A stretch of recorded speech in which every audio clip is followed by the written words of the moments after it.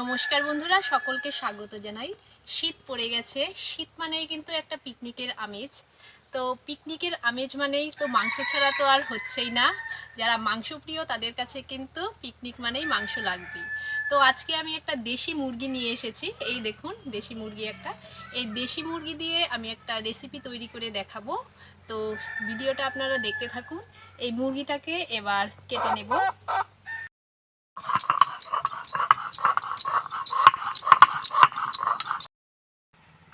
মাংসটাকে যে কেটে ভালো করে ধুয়ে নিয়েছি।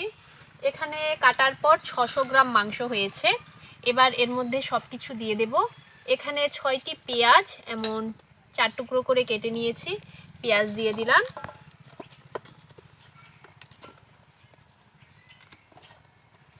একটা রসুন আমি বেটে নিয়েছি, আর এখানে রয়েছে 2টো রসুনের কোয়া দিয়ে দেব।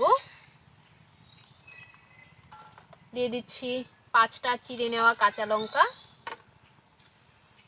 আর এখানে দিয়ে দিচ্ছি আদা রসুন বাটা।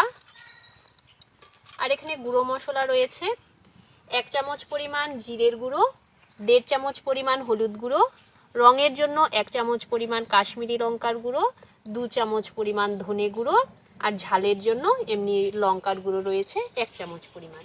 এবার গুঁড়ো মশলাগুলোও দিয়ে দিচ্ছি, আর দিয়ে দেব স্বাদ অনুসারে লবণ, আর অল্প একটু সর্ষের তেল দিয়ে দেব। যেহেতু পিকনিকের রান্না একটু শর্টকাট রান্না করতে হবে, তাই খুব সহজভাবেই রান্নাটা তৈরি করে দেখাচ্ছি। সব উপকরণগুলো দিয়ে নিয়েছি। এবার মাংসটাকে বেশ ভালো করে মেখে নেব। খুব সহজ পদ্ধতিতে কিন্তু আমি তৈরি করে দেখাচ্ছি, কিন্তু এর টেস্ট কিন্তু খুবই ভালো হবে। একবার আপনারা তৈরি করে খেতে পারবেন। এভাবে ভালো করে ম্যারিনেট করে নিব। এটা ম্যারিনেট করে 30 মিনিট যদি রাখা হয় তবে কিন্তু ভালো হয়। যেহেতু পিকনিকের রান্না একটু তাড়াতাড়ি করতে হয়, তাই আমি আর ম্যারিনেট করে রাখবো না। এটাকে ম্যারিনেট করেই রান্নাটা শুরু করে দেব। আপনারা ম্যারিনেট করে 30 মিনিট কিংবা 1 ঘন্টাও কিন্তু রেখে দিতে পারবেন। মাংসটাকে ভালো করে ম্যারিনেট করে নিয়েছি।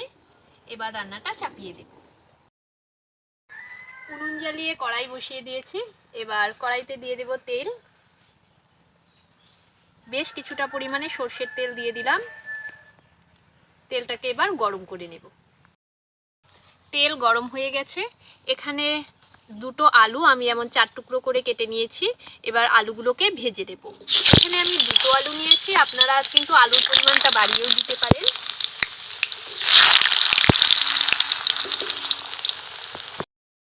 এর মধ্যে সামান্য একটু লবণ আর 1 চিমটি হলুদ গুঁড়ো দিয়ে দিচ্ছি।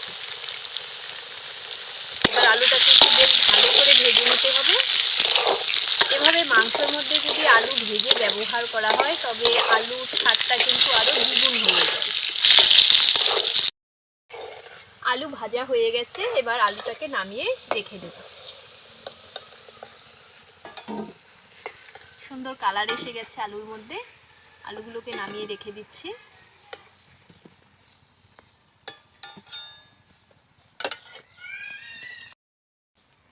এবার আলু ভাজা তেলের মধ্যেই দিয়ে দিচ্ছি একটি তেজপাতা, 2টো শুকনো লঙ্কা, আর দিয়ে দেব গোটা গরম মশলা, দারচিনি, এলাচ আর লবঙ্গ।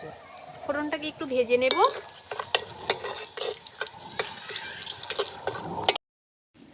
ফোড়নটা ভাজা হয়ে গেছে। ফোড়ন থেকে সুন্দর গন্ধ বেরোতে শুরু করেছে। এবার এর মধ্যে দিয়ে দেব একটা পেঁয়াজ কুচি। পেঁয়াজটাকেও হালকা একটু ভেজে দেব।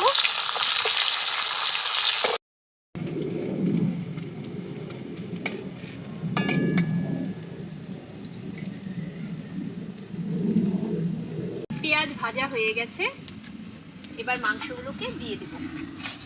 আমি বলেছিলাম ম্যারিনেট করে রাখবো না, কিন্তু এদিকে আলু ভাজতে আমার পেঁয়াজ ভাজতে এগুলো কিন্তু সময় হয়ে গেছে। 15 মিনিটের মতো হয়ে গেছে ম্যারিনেট করে রাখার পর।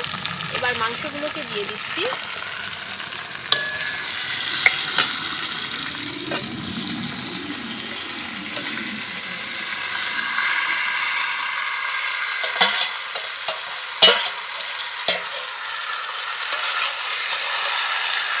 মাংসটাকে দিয়ে এবার ভালো করে কষিয়ে নিতে হবে।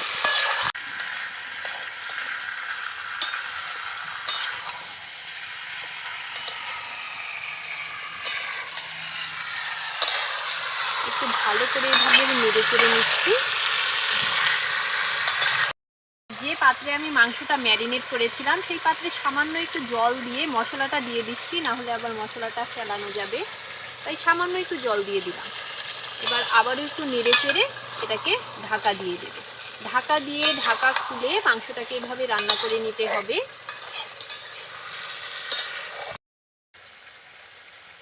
এবার একটি ঢাকনার সাহায্যে ঢাকা দিয়ে দিচ্ছি।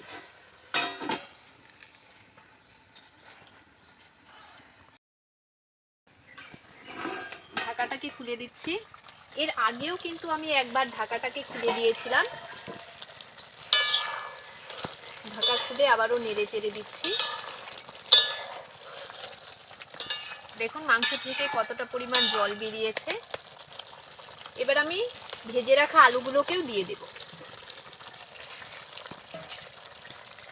আবার একটু নেড়ে চেড়ে আবার ঢাকা দিয়ে দেব। এভাবে নেড়ে চেড়ে ঢাকা দিয়ে দিতে দেখবেন মাংসটা বেশ ভালোভাবে সুসিদ্ধ হয়ে গেছে।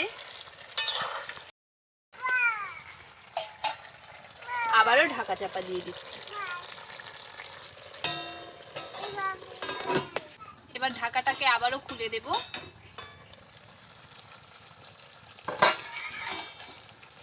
ঢাকা খুলে নিয়ে এবার এটাকে এভাবে ভালো করে কষিয়ে নেব। আমি 25 মিনিট ঢাকা দিয়ে ঢাকা খুলে মাংসটাকে এভাবে সেদ্ধ করে নিয়েছি। মাংসটা কিন্তু ভালোভাবে সেদ্ধ হয়ে গেছে। এবার এটাকে এভাবে কষিয়ে নিতে হবে। এভাবে একটু ভালো করে কষিয়ে নিচ্ছি।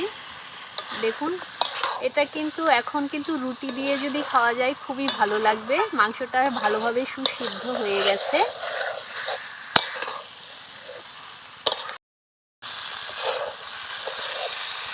এটা বেশ ভালোভাবে কষানো হয়ে গেছে। এবার এর মধ্যে ঝোল দিয়ে দেব।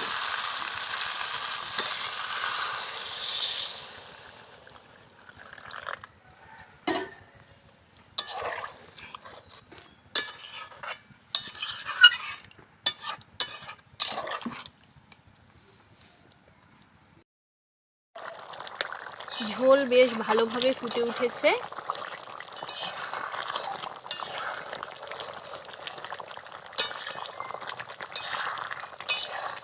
হয়ে গেছে।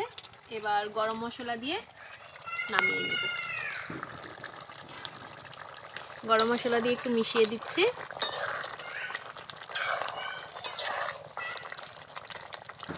এবার নামিয়ে গরম গরম ভাতের সঙ্গে সার্ভ করে নিলেই হবে।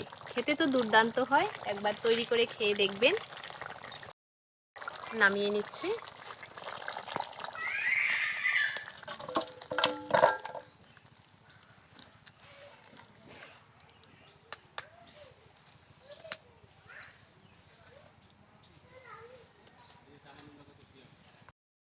তৈরি হয়ে গেছে।